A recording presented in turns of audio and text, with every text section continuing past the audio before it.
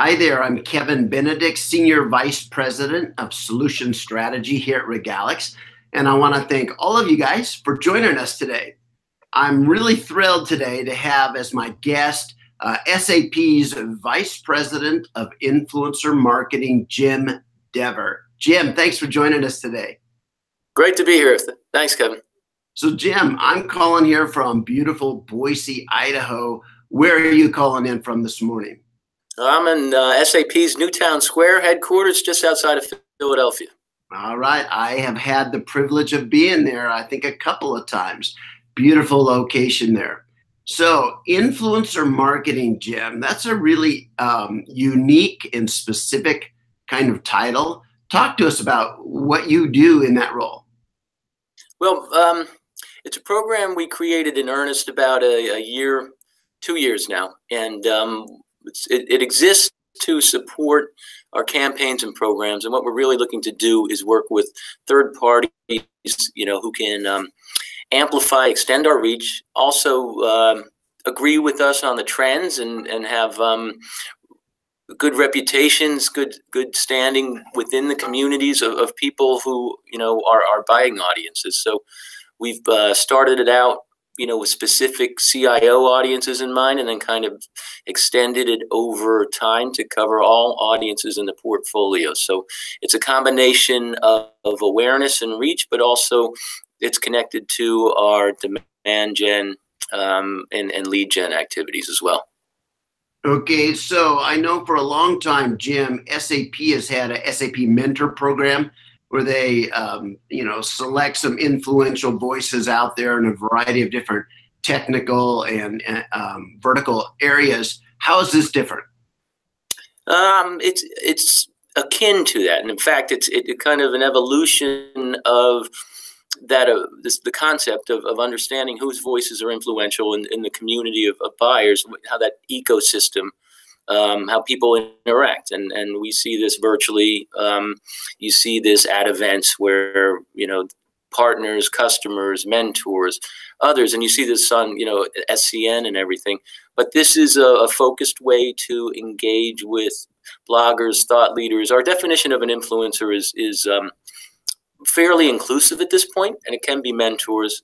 But we look for people who have social reach, who have industry credibility, people who agree, as I said, with where the market is going, and who can join us. And as I said, kind of extend the reach of what we're saying with our marketing program. So it is very much an extension of where the mentors would play in the community, the SCN that you've seen in the past, and it applies that towards the campaigns and programs that we do. So Jim, let me give you a scenario, and you tell me if I'm accurate or inaccurate. If there's an emerging technology field, let's say artificial intelligence, and maybe even more specific in the area of machine learning, and that's an area that SAP says this is really important. We're going to have a product line and a campaign around this.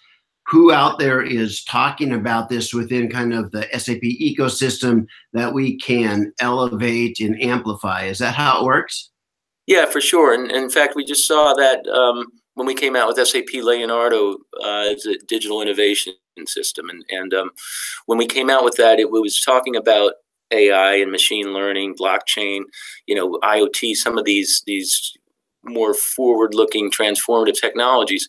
And we gathered with 32 thought leaders and created an ebook. So put that out on the web on the day of our Sapphire announcement of SAP Leonardo as a broader system for digital innovation. And then those 32 voices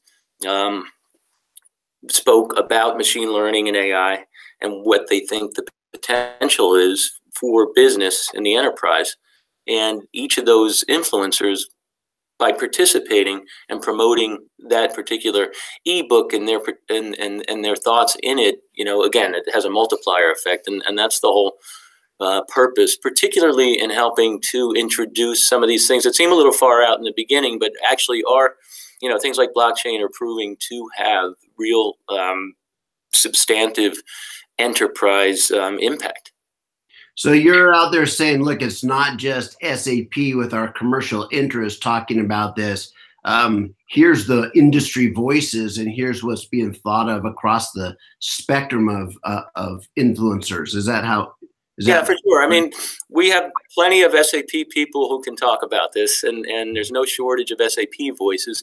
And this is one of the pieces of the broader mix of let's say content or SAP, what SAP is saying in the marketplace, because there are, you know, some more tried and true marketing mechanisms with white papers and other things, you know, where we will appear, and those all still happen. But what's been good with what we've been doing with influencer marketing over the past 2 years is it complements that. There's a piece where we've got new voices, we've got some new kinds of content that we're experimenting with, more dynamic kind of content, more socially optimized, things like that. So when we come to our colleagues who are creating the programs and the campaigns, and we discuss, you know, what could complement what they're doing, this has been something that's been attractive to be, you know, that last, you know, third or a quarter of what they need to do to you know, to get a little bit different eyes and ears with the message. Got it. So how does SAP, I mean, SAP has been investing in programs like the SAP Mentor Program, the Influencer Program, and a number of these they've been investing for some time now. How do they measure the value when they're coming to budget times and they're saying, how much should we commit here? Well, you know, I'm always lobbying for more, but it's, you know, you can see it in some of the standard KPIs that we have. If we look at events and things like that, you know, we pick people to join us at our events as moderators, participants, but when they join us, they'll help to promote it on social. So the reach, we'll see the influencers accounting for a pretty impressive percentage of the social impressions. We will, if you look at webinars and things like that, where we have the influencers join us as hosts and moderators, we'll see higher, or we can tell by the number of people that tune in. We can see by the number of leads generated. So some of these things play out. We can, you know, if we have an asset, I mentioned an ebook, we can see the click-throughs and things like that. So it does play out in pretty tangible ways, and I always knock on wood. You know, hopefully it will continue to do so if we continue to have interesting voices and interesting formats. So let's take it from kind of abstract and hypothetical to tactical here. How might we see influencers at work at the upcoming Sapphire here in June?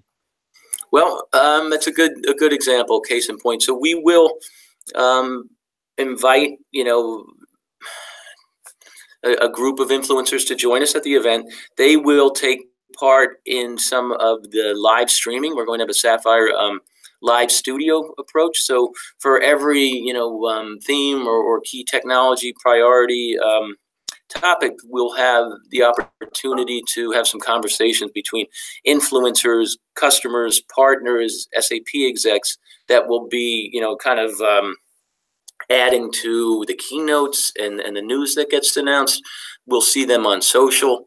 We'll see them after the event at some video that we might take, and some conversations that happen, you know, while we take advantage of people being on site. So you might see some blogs running up to the event. You might see blogs after the event because, you know, it's an information exchange too. So there's briefings and things like that. So, you know, we try to match the people we invite with you know, the key priority news items and what we'll be presenting at the event. No, thank you for sharing that with us. So what makes, I mean, how do you know when everything is clicking and the program is working right? You know, how do you know that? Again, it's some of those true measures. You know, at an event, you can do a quick rundown on the social impressions. You can do that, you know, a day of reporting and things like that. But you can also see when you create content, and if it lives, and you see the number of you know, views that they get, the number of click-throughs. So we've been pretty, there's some examples. We did Leonardo Live last year in July and had like 5 people, influencers attend, who accounted for almost 40%, more than 40% of the social impressions. Wow.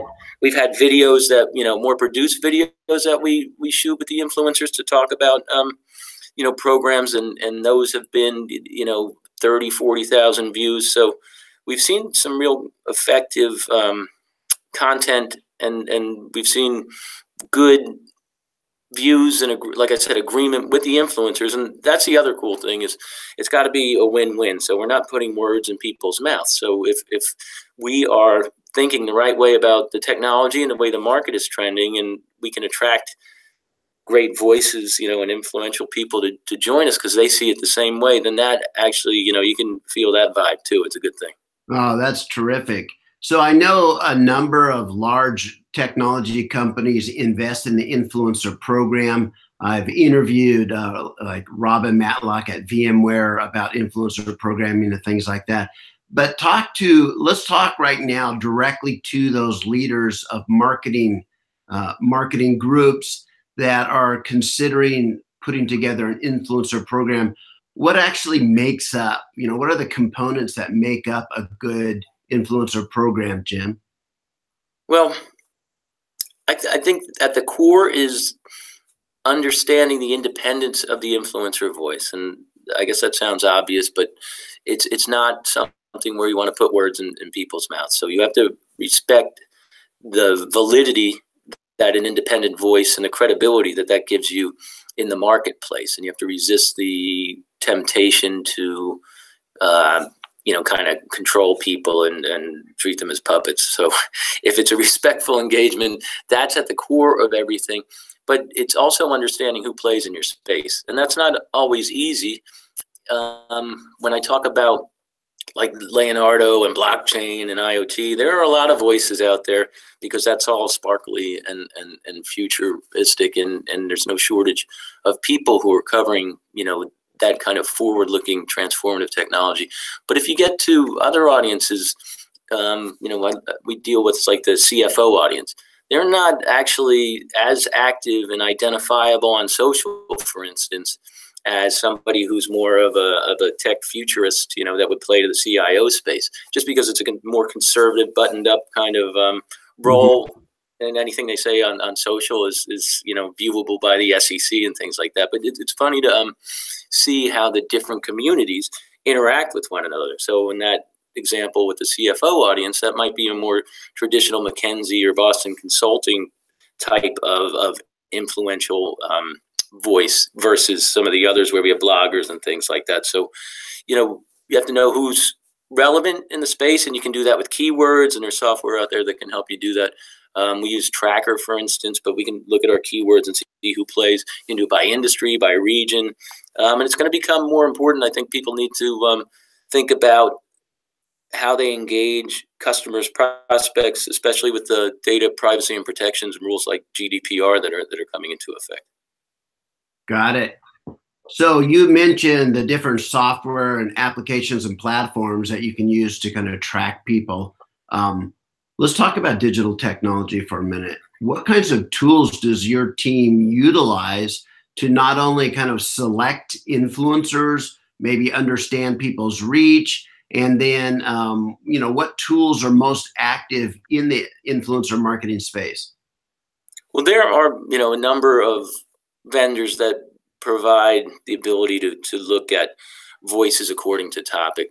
Again, we look at reach, relevance, resonance, what's the engagement, what are the subjects that they cover, and then what are the audiences. And we've also seen in the last couple of months, you need to be careful about, just not just seeing high numbers of viewers or followers, because, sometimes those turn out to be a percentage are bots and things like that. So that's another tool that people want to take advantage. So you can make sure it's organic and it's real.